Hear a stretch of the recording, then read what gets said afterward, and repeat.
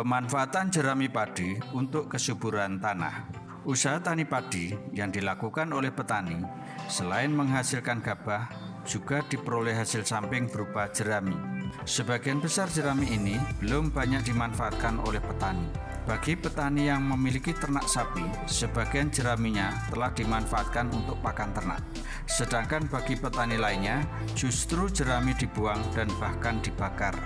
Jerami padi sangat baik digunakan sebagai bahan baku pupuk organik karena mengandung unsur hara terutama kalium atau K dan silikat atau Si. Sekitar 80% kalium yang diserap tanaman terdapat dalam jerami.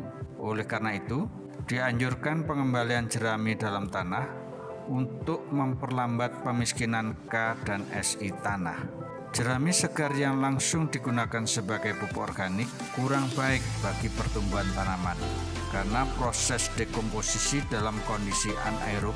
Keadaan demikian akan mengeluarkan gas metan dan asam-asam organik yang dapat menghambat pertumbuhan tanaman.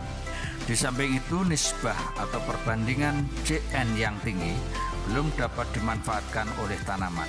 Dalam kondisi demikian, mikrobia dalam mendekomposisi jerami membutuhkan nitrogen yang diperoleh dari sekitar perakaran tanaman padi. Maka dari itu, pemberian bahan organik dengan Cn tinggi berakibat tanaman menjadi kekuningan karena berkompetisi dalam penggunaan nitrogen. Hasil analisis menunjukkan bahwa jerami padi mengandung kalium, silika, fosfor, sulfur, kalsium, dan magnesium. Dalam 5 ton jerami mengandung 30 kg nitrogen, 7 kg fosfor dan sulfur, 20 kg kalsium, 5 kg magnesium, 100 kg kalium, dan 80 kg silika. Selama ini banyak jerami dibawa keluar lahan untuk bahan bakar, makanan ternak, media jamur merang, dan industri kertas. Namun pengembalian jerami ke dalam tanah sangat jarang dilakukan. Padahal pengembalian jerami dalam tanah dapat memperlambat pemiskinan kalium dan silika dalam tanah. Sebagai ilustrasi, dalam 5 ton jerami yang diperoleh dari hasil panenan padi seluas 1 hektar, maka kalium yang diperoleh setara 100 kg.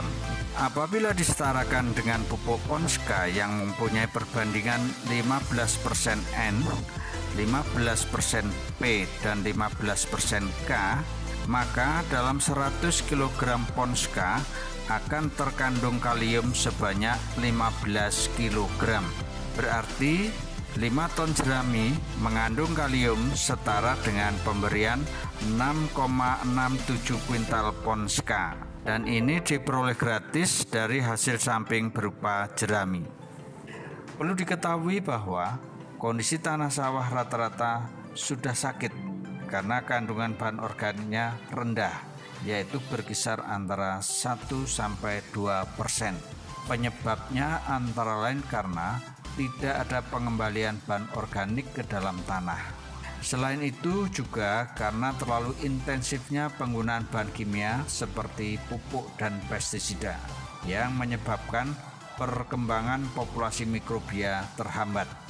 Jerami padi sebaiknya tidak dibakar karena pembakaran jerami dapat mengganggu kehidupan mikroorganisme dan struktur tanah menjadi agak keras, serta beberapa unsur hara berkurang seperti karbon, nitrogen, fosfor, kalium, sulfur, kalsium, dan magnesium.